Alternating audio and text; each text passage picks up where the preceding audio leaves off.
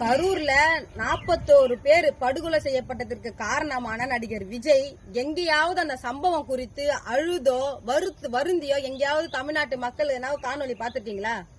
பாத்திருக்கவே முடியாது, வாய்ப்பே கிடையாது. ஆனா நடிகர் விஜய் ஸ்மைல் பண்ணி செல்ஃபி எடுத்ததை பாக்குறீங்களா? பாருங்க.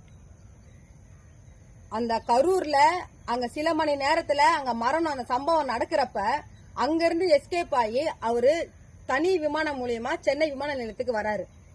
இங்க விமான நிலையத்துக்கு வந்த உடனே அவரு அந்த விமான நிலையத்தில் இருக்கக்கூடிய ஊழியர்கள் கிட்ட, இங்க பாருங்க, 90கள்ல நடிகை சங்கவி கூட டூயட் பாடுறப்ப ஸ்மைல் பண்ணுவார் பாருங்க. அந்த ஸ்மைல் அப்படியே பிசு, அதாவது கொஞ்சம் கூட பிசுறு இல்லாம அவர் பண்ணியிருக்காரு பாருங்க. அதே போல சங்கவி கூட போட்டோ ஷூட் எடுப்பாரு பாருங்க. இவர் எடுக்கிற அந்த ஊழியர் கூட இருக்கிற செல்ஃபி பாருங்க. நடிகை சங்கவி கூட நடிகர் விஜய் போட்டோ ஷூட் எடுக்கிற அப்படியே பிசுறு இல்லாம எடுத்திருக்கிறாரு பாருங்க. கொஞ்சம் கூட நம்மளால அவ்வளவு பெண்கள் குழந்தைகள் படுகொலை செய்யப்பட்டிருக்காங்களேன்னு மனசுல கொஞ்சம் கூட ஒரு குற்ற உணர்வே இல்லாம, ஒரு ஈவு இரக்கமே இல்லாம நடிகர் விஜய் இதை செயல் செஞ்சிருக்காரு.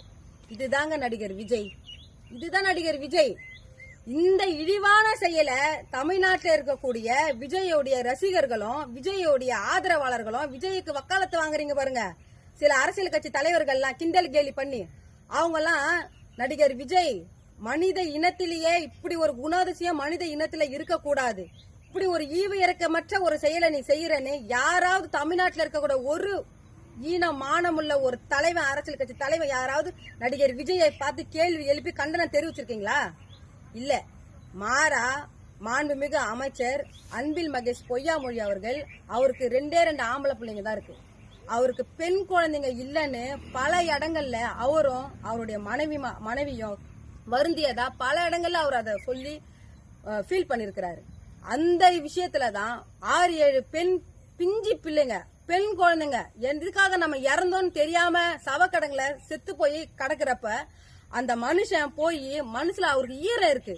அவரு சாதாரண மனுஷன், அவரு ஒரு தந்தையா, எந்த ஒரு தந்தையா ஒரு பெண் குழந்தை இறந்து கிடைக்கிறப்ப அது உணர்வுபூர்வமா தன்னை அறியாம கண்ணுல தண்ணீர் வரும், அழுவாங்க.